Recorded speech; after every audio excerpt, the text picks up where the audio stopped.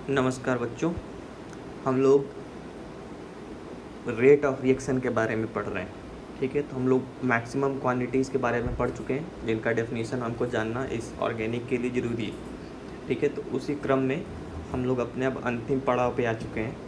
Factors, अब हम लोग पढ़ते हैं factors affecting rate of chemical reaction ना। जैसे केमिकल रिएक्शन के बारे में रेट ऑफ केमिकल रिएक्शन के बारे में पढ़ रहे हैं। जैसे मान लीजिए कि अगर आपको 100 मीटर की रेस जीतनी हो और आप किसी कोच के पास जाइए, तो वो क्या, आप सबसे पहला तो काम क्या करेगा, आपकी स्पीड मेजर करेगा कि आप भाग कितना तेज़ रहे हैं। ठीक है, और फिर उसके बाद वो देखेगा कि रिक्वायर्ड कितना है और उसको बढ़ाने के लिए वो क्या क्या कर सकता है। उसके पास कुछ कुछ पैरामीटर्स होंगे, उनको वो अगर ट्रिकल करेगा तो आपका जो रेट ऑफ रिएक्शन, जो आपकी स्पीड है वो बदल जाएगी, या तो बढ़ जाएगी या तो कम हो जाएगी। कम तो नहीं होगी, मैक्सिमम केस में बढ़ती ही है। ठीक, तो अब हम उसी तरह हमारे पास केमिकल रिएक्शन भी है। हमारे इंडस्ट्रीज़ में बहुत सारे रिएक्शन फास्ट होती हैं जिनको स्लो करना होता है, या बहुत सारी रिएक्शन स्लो होती हैं उनको फास्ट करना होता है। ठीक है, तो नहीं, जैसे मान लीजिए फॉर एग्जांपल, जैसे मान लीजिए कि ठंडी का दिन है, ठंडी के दिन में आपको दही जमाना है, तो ठंडी के दिन में दही बहुत धीरे धीरे जमता है, टेम्परेचर सेंसिटिव होता है। तो अगर आपको वहाँ पे ठंडी में, जैसे कश्मीर जैसी जगह में आपको दही जमाना हो तो वहाँ पे कांस्टेंट हीट देना पड़ता है धीरे धीरे। लेकिन अगर हमारे यहाँ की बात की जाए गर्मियों की, तो हमारे यहाँ दही तेज़ी से जमता है और उतनी तेज़ी से ख़राब होता है। तो उसको रोकने के लिए, उसको कंट्रोल करने के लिए हम लोग फ्रिज में रख देते हैं। तो हम वहाँ पर हमको रेट ऑफ रिएक्शन स्लो करनी है। ठीक है, तो रेट ऑफ रिएक्शन बढ़ाना भी पड़ सकता है और घटाना भी पड़ सकता है, और उसको कंट्रोल करने के लिए हमारे पास बहुत सारे फैक्टर्स हैं जिनको हम लोग कंट्रोल करके जिसको हम लोग चेंज करके रेट ऑफ रिएक्शन बढ़ा सकते हैं या घटा सकते हैं। तो उसमें कौन कौन से फैक्टर हैं, जैसे एक फैक्टर तो हम लोगों ने कुछ देर पहले पढ़ा था रेट लॉ में कि कंसनट्रेशन, कि रेट जो था वो डायरेक्टली प्रोपोर्शनल था किसके, कंसनट्रेशन का। और ये ऑब्वियस भी है कि जैसे मान लीजिए कि वैसे मैंने बोला कि रिएक्शन होने के लिए कोलिजन का होना बहुत ज़रूरी है। ठीक है, और कोलिजन कब होगा, जब कंसंट्रेशन ज़्यादा होगा ना। जैसे मान लीजिए कि एक रूम में 2 लड़के हैं, दोनों के आँख पे पट्टी बांध के उनको दौड़ा दिया जाए, तो उनके कोलिजन होने का चांस ज़्यादा है या कि उसी क्लासरूम में 10 बच्चों के आँख पे पट्टी बांध के दौड़ा दिया जाए। ऑब्वियस सी बात है, 10 वालों के कोलिजन का चांस ज़्यादा होगा। मतलब अगर आप वॉल्यूम सेम रखते हुए नंबर ऑफ मोल्स बढ़ाते जाएँ तो आपके कोलिजन का चांस भी बढ़ता चला जाएगा, और उसी को हम लोग कंसंट्रेशन बोलते हैं। ठीक है, तो कंसंट्रेशन अगर आप बढ़ाएंगे तो नंबर ऑफ कोलिजन्स इंक्रीज होते हैं, नंबर ऑफ कोलिजन्स इंक्रीज होंगे तो रेट भी बढ़ेगा। ठीक है, लेकिन सब में बराबर इंक्रीज नहीं होता है, किसमें कितना इंक्रीज होगा वो पी और क्यू डिसाइड करते हैं। ठीक है, दूसरा है chemical nature of reactant. Obvious सी बात है यार, जो ज़्यादा रिएक्टिव होगा वो ज़्यादा तेज़ रिएक्शन करेगा, जो कम रिएक्टिव होगा वो धीरे से रिएक्शन करेगा। तीसरा है इफ़ेक्ट ऑफ कैटलिस्ट ना। ये बच्चों आप लोगों ने बहुत सुना होगा कैटलिस्ट के बारे में। कैटलिस्ट जो हैं वो स्पीसीज़ होते हैं, वो सब्सटेंस होते हैं जो कि केमिकल रिएक्शन का रेट चेंज कर देते हैं, बढ़ा भी देते हैं और घटा भी देते हैं। कई सारे कैटलिस्ट ऐसे होते हैं जो रेट ऑफ रिएक्शन बढ़ाते हैं, और कई सारे ऐसे होते हैं जो घटाते हैं। हालांकि मैक्सिमम ऐसे कैटलिस्ट होते हैं जो रेट ऑफ रिएक्शन बढ़ाते हैं, उनको पॉजिटिव कैटलिस्ट बोलते हैं। ठीक है, तो अब ये आखिर काम कैसे करते हैं ना, इनका मतलब काम क्या है, मतलब ये कैसे किसी रिएक्शन का रेट बढ़ा देते हैं और कैसे किसी रिएक्शन का रेट घटा देते हैं। ठीक है, जैसे मैंने अभी कुछ देर पहले बताया था बच्चों कि अगर किसी रिएक्शन का एक्टिवेशन एनर्जी ज़्यादा हो तो रिएक्शन स्लो होती है। अगर उसका अगर उसकी एक्टिवेशन एनर्जी कम हो तो उसका रेट जो होगा वो ज़्यादा होगा। ठीक है, तो अगर मान लीजिए कि आपको किसी रिएक्शन की रेट बढ़ानी है तो आप एक ऐसा कैटलिस्ट लेंगे जो उसकी एक्टिवेशन एनर्जी को घटा दे। ठीक है, जैसे मान लीजिए एक रिएक्शन है यहाँ पे, तो आप देखिए यहाँ पे ये पहले का कर्व है और ये पहले का एक्टिवेशन एनर्जी। लेकिन मान लीजिए आपने एक ऐसा कैटलिस्ट लिया जिसने रिएक्शन का पाथ चेंज कर दिया, वो नीचे से कर दिया, उसको ख़त्म वहीं हो रहा है, शुरू भी वहीं से हो रहा है, ख़त्म भी वहीं हो रहा है, बस बीच वाला पाथ चेंज कर दिया। तो बीच वाला पाथ चेंज कर दिया तो अब देखिए नया वाला एक्टिवेशन एनर्जी कम है। तो अब क्योंकि नया वाला एक्टिवेशन एनर्जी कम है तो energy required for rate of change, मतलब एनर्जी रिक्वायर्ड फॉर बैरियर जो है वो कम हो गया। तो अब जाहिर सी बात है रेट ऑफ रिएक्शन बढ़ जाएगा। यहाँ पे देखिए लिखा भी हुआ है कि ई डैश जो है वो एक्टिवेशन एनर्जी विद कैटलिस्ट है और ई जो है वो एक्टिवेशन एनर्जी विदाउट कैटलिस्ट है। ठीक है, तो ई डैश की वैल्यू जो है वो ई से कम है,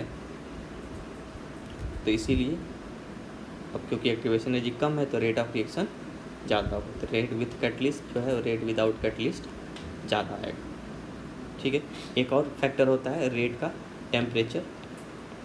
ठीक है, उसको भी आप लिख सकते हैं। जो रेट होता है जनरली डायरेक्टली मतलब एकदम डायरेक्टली प्रोपोर्शनल नहीं होता है, उसको आप ऐसे लिख सकते हैं कि जो रेट बढ़ता है अगर आप टेम्परेचर बढ़ाएं तो। क्लियर। अब यहाँ पे एक और बहुत इंपॉर्टेंट डेफिनेशन है, लास्ट डेफिनेशन है, रेट डिटरमाइनिंग स्टेप। ठीक है, जैसे मान लीजिए बच्चों कि अगर आपके पास एक 2 स्टेप रिएक्शन है, मान लीजिए कि ए को अगर आपको कन्वर्ट करना है सी में। ठीक है, अब उसके लिए आपके पास 2 स्टेप दिए गए हैं, एक कन्वर्ट हो रहा है बी में, फिर बी कन्वर्ट हो रहा है सी में। अब ये दोनों अलग अलग रिएक्शन है।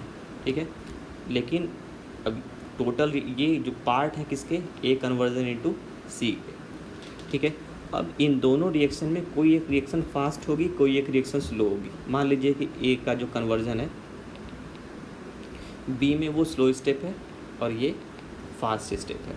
ठीक है, तो अब जब हमको ओवरऑल रेट कंपेयर करना होता है किसी रिएक्शन का, ठीक है, मान लीजिए ए कन्वर्ट हो रहा है सी में और इसका हमको ओवरऑल रेट निकालना है, तो अब तो यहाँ पर तो हमारे पास 2 तरह की रिएक्शन है। किससे निकालेंगे, तो हम लोग हमेशा स्लो वाली स्टेप को लेते हैं। ठीक है, स्लो वाली स्टेप को हम लोग RDS बोलते हैं, रेट डिटरमाइनिंग स्टेप।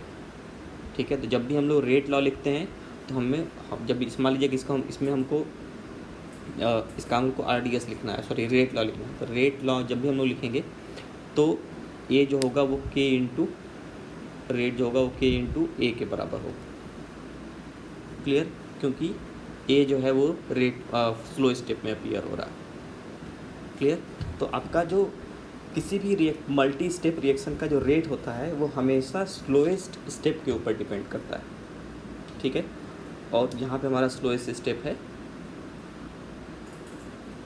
ए कन्वर्टिंग इनटू बी। ठीक है, तो इस तरह के स्टेप को हम लोग बोलते हैं रेट डिटरमाइनिंग स्टेप। ठीक है, तो यहाँ पे देखिए डेफिनेशन लिखा हुआ है, the slowest step of mechanism known as rate determining step of the reaction. ठीक है, और जो ऑर्डर ऑफ रिएक्शन और ये सारी चीज़ें कैलकुलेट की जाती हैं वो सब कैलकुलेट की जाती हैं किसके बेसिस पे, RDS के बेसिस पे। तो ऑर्डर ऑफ रिएक्शन और the rate law of reaction is calculated with the help of mechanism of the reaction and is generally using the rate determining step। Clear. या एक एग्जांपल भी हम लोग यहाँ पे ले सकते हैं, जैसे मान लीजिए कि हम लोग एक रिएक्शन पढ़ते हैं आगे जाके सब्स्टिट्यूशन रिएक्शन में, SN1 रिएक्शन।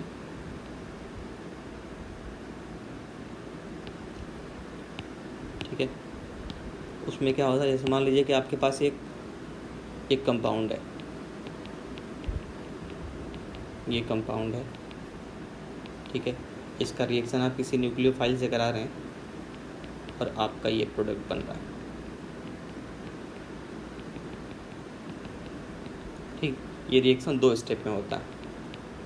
स्टेप वन में क्या होता है कि ये टूट के यहाँ बाहर निकल जाता है ऐसे। ठीक है, स्टेप 2 में क्या होता है, ये आपका जो कार्बोकेटायन बना है उस पर न्यूक्लियोफाइल आके आपका ये पॉजिटिव है नेगेटिव है दोनों आपस में जुड़ जाते हैं ऐसे। ठीक है, अब ये जो 2 स्टेप हैं इसमें ये जो पहली वाली स्टेप है, ये जरूरी नहीं कि हमेशा पहली वाली स्टेप हो स्लो स्टेप हो, ये बस कोइंसिडेंस है कि यहाँ पे पहला वाला स्टेप है वो स्लो स्टेप है। तो जब आप इसका रेट लॉ लिखेंगे तो रेट जो है वो बराबर होगा के into concentration of CH3 Cl।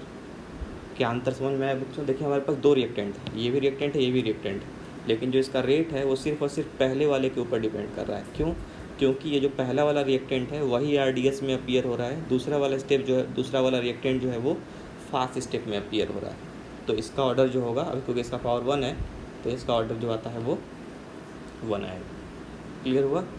तो RDS हमेशा वो स्टेप होगा जो स्लो होगा, ठीक है। और जो भी आप रिएक्शन का ऑर्डर निकालेंगे, रिएक्शन का रेट निकालेंगे, वो सारी ही चीज़ें RDS के ऊपर डिपेंड करेगी, ठीक। तो ये हमारा chemical kinetics with respect to organic chemistry ख़त्म हुआ। अब हम लोग अपने मेन पार्ट की तरफ बढ़ेंगे जो कि है रिएक्शन मैकेनिज़्म। उसकी शुरुआत हम लोग करेंगे एडिशन रिएक्शन से। Thank you.